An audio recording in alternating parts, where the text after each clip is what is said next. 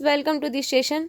आज मैं आपके लिए लेकर आई हूँ जीएस के एमसीक्यूज, जिससे आपकी 25 और 26 देने वाले की जो तैयारी है वो बहुत ही आसानी से हो जाएगी और ये आपके लिए बहुत ही ज़्यादा इंपॉर्टेंस है, इसलिए आप हमारे साथ बने रहिए। जो हमारा क्वेश्चन नंबर 11, जैन धर्म की शिक्षाओं के संदर्भ में निम्नलिखित कथनों पर विचार कीजिए। जो हमारा फर्स्ट क्या है, हमारे सभी निर्णय अनिवार्यता सापेक्ष सशर्त और सीमित होते हैं। सेकेंड है सम्यक ज्ञान, सम्यक श्रद्धा और सम्यक कर्म जैन धर्म के 3 रत्न है। जैन धर्म ईश्वर के अस्तित्व को मान्यता नहीं देता है, इसलिए हमें बताना है इसमें से कितने कथन सत्य हैं।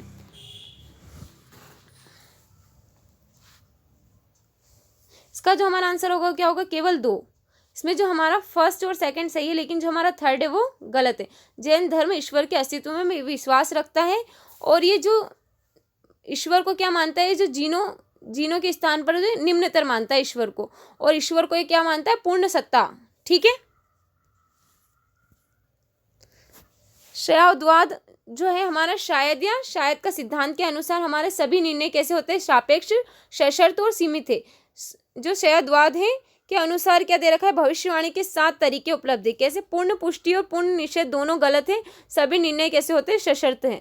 जैन धर्म का मुख्य उद्देश्य क्या है, सांसारिक बंधनों से मुक्ति प्राप्त करना। ऐसी मुक्ति के लिए जिसे किसी की अनुष्ठान की कोई जरूरत नहीं है, इसे सही ज्ञान, सही विश्वास, सही कर्म के माध्यम से प्राप्त किया जा सकता है। इन तीनों को जैन धर्म में क्या कहा जाता है, 3 रत्न या फिर त्रिरत्न के नाम से जाना जाता है इनको। जैन धर्म ने देवताओं के अस्तित्व को स्वीकार किया, लेकिन उन्हें जीनों के स्थान से निम्नतर माना। जैन धर्म ईश्वर को सृष्टि का रचिता, पालनहार और संहारक नहीं मानता। तथापि जैन धर्म ईश्वर को सृष्टिकर्ता नहीं मानता, बल्कि क्या मानता है, पूर्ण सत्ता मानता है। ठीक है। अब जो हमारा क्वेश्चन नंबर 12, निम्नलिखित युग्मों पर विचार कीजिए। हमें यहाँ पर कुछ बोधित्व दे रखे हैं और कुछ प्रतिनिधित्व दे रखे हैं। हमें इसमें बताना है कितने कथन सही है। तो इसका जो हमारा आंसर होगा वो क्या होगा, डी। इसमें हमारा कोई भी सही नहीं है। इसमें जो हमारा दे रखा है व्रजपाणी, ये व्रजपाणी क्या है हमारा यहाँ पर, पाप और बुराई के विनाशक के रूप में। मैत्रेय क्या है हमारा यहाँ पर, भावी बौद्ध। और जो हमारा सेकेंड है मंजुश्री यहाँ पर क्या है, समझ को प्रोत्साहित करने वाला है, पारलौकिक ज्ञान। तो इसलिए हमारा इसमें से कोई भी सही सुमेलित नहीं है। बोधिसत्व वे प्रबुद्ध है जो स्वर्ग में प्रवेश करने के स्थान पर दूसरों को आत्मज्ञान प्राप्त करने में सहायता करने का संकल्प लिया। वे विभिन्न प्रकारों और भूमिकाओं में प्रस्तुत होते। कौन कौन से, व्रजपाणी क्या है, महायान बौद्ध धर्म प्रारंभिक बोधिसत्व है जो क्या है, एक इंद्र के समान व्रज धारण करते हुए पाप और बुराई के विनाशक के रूप में जाने जाते हैं। सेकेंड है मंजुश्री क्या है, समझ को प्रोत्साहित करने वाला, महायान बौद्ध धर्म में पारलौकिक ज्ञान से जुड़े हुए एक बोधिसत्व है। मैत्रेय भावी बुद्ध अतः युग जो हमारा है, थर्ड वाला भी सही सुमेलित नहीं है। और लौकित्वेश्वर क्या है, दयालु हृदय पदपाणी के नाम से भी इन्हें जाना जाता है। क्षिति गर्भ पाताल लोक का संरक्षक और अभिताभ स्वर्ग के बुद्ध। अब हमारा क्वेश्चन नंबर 13, भारत में बौद्ध ग्रंथों के संबंध में निम्नलिखित कथनों पर विचार कीजिए। हमारा 13 वाला क्वेश्चन है। इसका फर्स्ट ऑप्शन क्या है हमारा, सूत पिटक में भिक्षुओं और भिक्षुणियों के मठवासी जीवन के लिए निर्धारित आचरण तथा अनुशासन के नियमों का विस्तृत विवरण शामिल है। सेकेंड वाला है विनय पिटक में बुद्ध की मुख्य शिक्षा या धम्म शामिल है। थर्ड वाला अभिधम पिटक भिक्षुओं की शिक्षा और बौद्धिक गतिविधियों का दार्शनिक विश्लेषण तथा व्यवस्थित प्रस्तुतिकरण प्रदान करता है। हमें इसमें से बताना है कितने सही नहीं है। आपको यहाँ पर बहुत ही ध्यान देने की जरूरत है इसमें कि कौन सा सही है और कौन सा सही नहीं है। तो इसका जो हमारा आंसर होगा क्या होगा, केवल 1। इसमें जो हमारा ए वाला ऑप्शन होगा वो सही नहीं है। इसमें हमारा जो फर्स्ट और सेकेंड सही नहीं है और जो हमारा थर्ड वाला है वो सही है। तो इसका आंसर होगा हमारा ए। जो हमारा इसमें दे रखा है, क्या दे रखा है हमें यहाँ पर, सूत पिटक में भिक्षुओं और भिक्षुणियों के मठवासी जीवन के लिए निर्धारित है। नहीं, ये किसमें, विनय पिटक में। और जो सूत पिटक जो है बुद्ध की मुख्य शिक्षा धर्म में शामिल है। इसलिए जो हमारा फर्स्ट और सेकंड क्या है, इंटरचेंज है। इसलिए हमारा इसमें फर्स्ट और सेकंड गलत है। बुद्ध ने 45 वर्षों तक मौखिक रूप से शिक्षा दी, जिसे श्रोताओं की आवश्यकताओं और संदर्भों के अनुसार ढालते थे। संघ के सदस्य उनकी शिक्षाओं को स्मरण रखते थे और इनका त्योहारों व विशेष अवसरों पर सामूहिक रूप से पाठ किया जाता था। प्रथम बौद्ध संगीति में 483 ईसा पूर्व में बुद्ध की जो शिक्षाओं को पुनः स्मरण कर प्रमाणिक बनाया गया और 3 पिटकों में विभाजित किया गया। बाद में लगभग जो 25 ईसा पूर्व में इन जो शिक्षाओं को पाली भाषा में लिपिबद्ध किया गया। 3 पिटक कौन कौन से? विनय पिटक में भिक्षुओं और भिक्षुणियों के मठवासी जीवन के लिए एक निर्धारित आचरण तथा अनुशासन के नियमों का संकलन है। ये इसलिए हमारा जो फर्स्ट वाला ऑप्शन वो सही नहीं है। सूत पिटक में बुद्ध की मुख्य शिक्षा धम्म शामिल है, इसे 5 निकाय और संग्रहों में विभाजित किया गया। हम इसमें देखते हैं कौन कौन से संग्रह है। तो क्या है? दीघा निकाय, मध्यम निकाय, संयुक्त निकाय, अंगुत्तर निकाय या खुदा का निकाय। ये हमारा जो सेकंड वाला है वो भी सही नहीं है। अभिधम्म पिटक भिक्षुओं की शिक्षा और बौद्धिक गतिविधियों का दार्शनिक विश्लेषण तथा व्यवस्थित प्रस्तुतिकरण प्रदान करता है, इसलिए जो हमारा थर्ड वाला है वो सही है। अन्य महत्वपूर्ण बौद्ध ग्रंथों में दिव्यावादान, दीपवंश, महावंश, मिलिंद, पन्हा और आदि शामिल है। ठीक है, हमारा क्वेश्चन नंबर 14, सांख्य दर्शन के संदर्भ में निम्नलिखित कथनों पर विचार कीजिए। तो हमारा फर्स्ट ऑप्शन क्या दे रखा है? इसकी स्थापना कनाडा द्वारा की गई थी। सेकेंड है, यह शाखा अद्वैतवाद में विश्वास करती है। थर्ड है, यह शाखा अपनी वैज्ञानिक जांच प्रणाली के लिए प्रसिद्ध रही है। तो हमें इसमें से बताना है कितने कथन सत्य हैं। तो इसका जो हमारा आंसर होगा केवल एक। इसमें जो हमारा थर्ड वाला है वो सही है, लेकिन जो हमारा फर्स्ट है इसकी स्थापना किसके द्वारा की गई है? कपिल मुनि द्वारा। और यह शाखा अद्वैतवाद में नहीं द्वैतवाद में विश्वास करती है, इसलिए जो हमारा इसमें सिर्फ केवल एक सही होगा, थर्ड वाला। यह दर्शन शास्त्र की सबसे पुरानी शाखा है, कौन सी? सांख्य। ठीक है, इसकी स्थापना कपिल मुनि ने की थी। माना जाता है कि उन्हें सांख्य सूत्र लिखा, उन्होंने क्या लिखा था? सांख्य सूत्र। सांख्य या सांख्य का शब्द क्या होता है? गिनती। जैसे कि हम बोलते हैं संख्या, नंबर वगैरह, हम इनको सबको क्या बोलते हैं? गिनती बोलते हैं। इस शाखा का तर्क था कि ज्ञान प्राप्ति के माध्यम से मोक्ष प्राप्त किया जा सकता है। यह शाखा द्वैतवाद यानी आत्मा और परमात्मा में विश्वास करती थी। यह शाखा अपनी वैज्ञानिक जांच प्रणाली के लिए प्रसिद्ध रही है। हमारा क्वेश्चन नंबर 15, निम्नलिखित युग्मों पर विचार कीजिए। हमें यहाँ पर कुछ भारतीय दर्शन दिए गए हैं और कुछ संस्थापक दिए गए हैं। फर्स्ट हमारा क्या है? न्याय शाखा बद्रायण, सेकेंड मीमांसा दर्शन गौतम और थर्ड है वेदांत जैमिनी। हमें इसमें से बताना कितने सही सुमेलित हैं। तो हमारा जो इसका आंसर होगा क्या होगा? डी। इसमें से हमारा कोई भी सही नहीं है। हमें यहाँ पर दे रखा है न्याय शाखा, ये क्या है? गौतम। और जो हमारा यहाँ पर दे रखा है, हमें क्या दे रखा है? ये मीमांसा दर्शन, ये किसका है? जैमिनी। और वेदांत किसका है? बद्रायण का। ठीक है, तो इसमें हमारा कोई भी सही सुमेलित नहीं है। न्याय शाखा, इस विचारधारा की स्थापना गौतम बुद्ध ने की थी, जिन्हें न्याय सूत्र के लेखक के रूप में भी जाना जाता है। वे तर्क शक्ति और विश्लेषण के तरीकों में विश्वास करते थे। सेकेंड हमारा मीमांसा दर्शन। मीमांसा दर्शन का विस्तार वर्णन करने वाले ग्रंथ जैमिनी के सूत्र है, जिन्हें 3री शताब्दी ईसा पूर्व में रचित माना जाता है। उनका यह तर्क था कि अनुष्ठान के माध्यम से मोक्ष की प्राप्ति संभव है, लेकिन इसके साथ ही वैदिक अनुष्ठानों के पीछे के औचित्य और तर्क को समझना भी आवश्यक है। वेदांत, वेदांत 2 शब्दों से मिला है। कौन कौन से? वेद और अंत, अर्थात वेदों का अंत या शाखा उपनिषदों में वर्णित जीवन के दर्शन को स्वीकार करती है। इस दर्शन का आधार सबसे पुराना ग्रंथ जो है बादरायण का ब्रह्मसूत्र था। यह दर्शन यह सिद्धांत प्रस्तुत करता है कि ब्रह्मा ही जीवन की वास्तविकता है और शेष सभी मिथ्या या माया है। ठीक है, क्वेश्चन नंबर 16, निम्नलिखित कथनों पर विचार कीजिए। फर्स्ट जो हमारा ऑप्शन है वो क्या है? लिंगायतवाद बासवन्ना द्वारा स्थापित एक वैष्णव परंपरा है।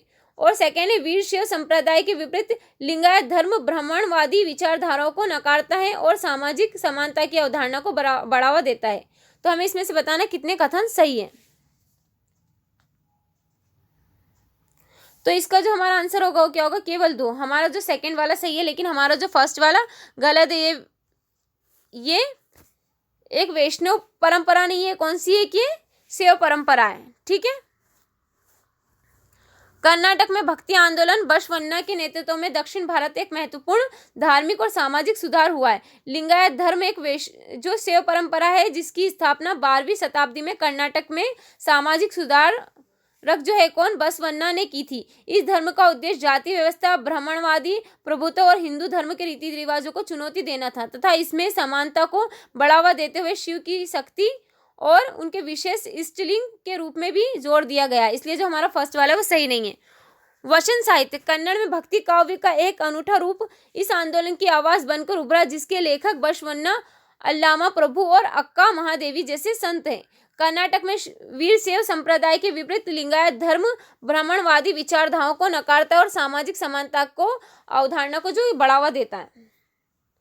हमारा क्वेश्चन नंबर 17, भारतीय प्रभुत्व सर्वेक्षण ASI के संदर्भ में निम्नलिखित कथनों पर विचार कीजिए।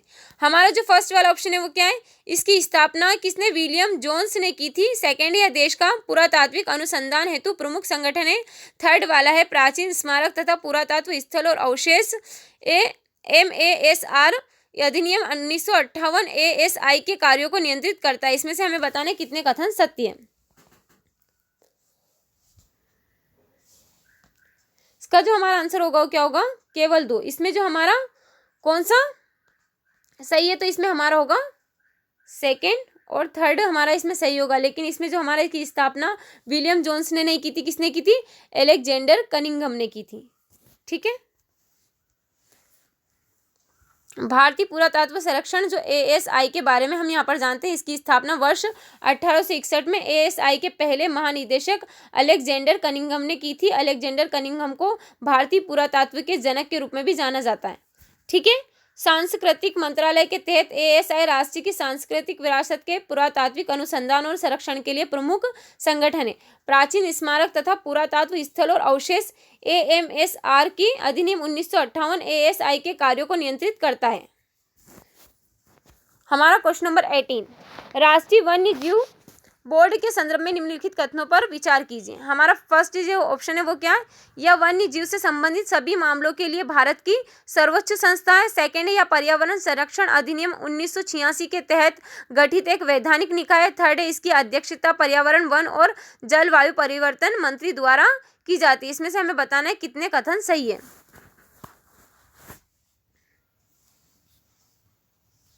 तो इसका जो हमारा आंसर होगा क्या होगा, केवल 1। इसमें हमारा जो आंसर होगा सही वो सिर्फ क्या होगा, फर्स्ट वाला हमारा इसमें सही है। लेकिन जो हमारा सेकंड और थर्ड है वो गलत है। पर्यावरण संरक्षण अधिनियम कौन से वाले अधिनियम में किया गया था, 1972 के, और कौन सी धारा 5A के द्वारा एक घटित वैधानिक निकाय है। इसकी अध्यक्षता किसके द्वारा की जाती है, प्रधानमंत्री द्वारा की जाती है। ठीक है, राष्ट्रीय वन्य जीव बोर्ड NBWL राष्ट्रीय वन्य जीव बोर्ड भारत में वन्य जीवों से संबंधित सभी मामलों की समीक्षा करने के लिए सर्वोच्च निकाय है। ठीक है, यह वन्य जीव संरक्षण अधिनियम 1972 की धारा 5A के तहत गठित एक वैधानिक निकाय है। यह वन्य जीव संरक्षण परीक्षण से संबंधित नीतिगत मामलों पर सरकार को सलाह देता है तथा राष्ट्रीय उद्यानों एवं अन्य संरक्षित क्षेत्रों में निकटवर्ती क्षेत्रों में परियोजनाओं के क्रियान्वयन को मंजूरी प्रदान करता है। NBWL की अध्यक्षता प्रधानमंत्री द्वारा की जाती है और इसमें 47 सदस्य शामिल है, जिनमें 3 सदस्य संसद के होते हैं, 5 गैर सरकारी संगठन होते हैं, 10 प्रतिष्ठित परिस्थितिक वैज्ञानिक, संरक्षणवादी एवं पर्यावरणविद शामिल है। हमारा क्वेश्चन नंबर 19, निम्नलिखित देशों पर विचार कीजिए। हमें यहाँ पर दे रखा है ECOWAS पश्चिमी अफ्रीका के राज्यों के आर्थिक समुदाय के संस्थापक सदस्य हैं। हमें यहाँ पर बताना है economic community of West African state के बारे में हमें यहाँ पर बताना है कितने कथन इसमें से जो इसमें देश है वो इसमें बताना है हमें इसके बारे में कि इसमें कितने देश जुड़े हुए हैं। ठीक है, तो इसका जो हमारा आंसर होगा वो क्या होगा, सभी 3 ही। जो हमारे इसके सभी बुर्किना फासो, आइवरी कोस्ट और सिएरा लियोन। ठीक है, इसमें हमारे 3 हैं। Economic community of West African state, पश्चिमी अफ्रीका के जो राज्य हैं, यह एक क्षेत्रीय समूह है जिसका उद्देश्य पश्चिमी अफ्रीका उप क्षेत्र के आर्थिक एकीकरण और साझा का विकास को बढ़ावा देना है। इसकी स्थापना मई 1975 में 15 पश्चिमी अफ्रीकी देशों और नाइजीरिया के लागोस में की गई थी।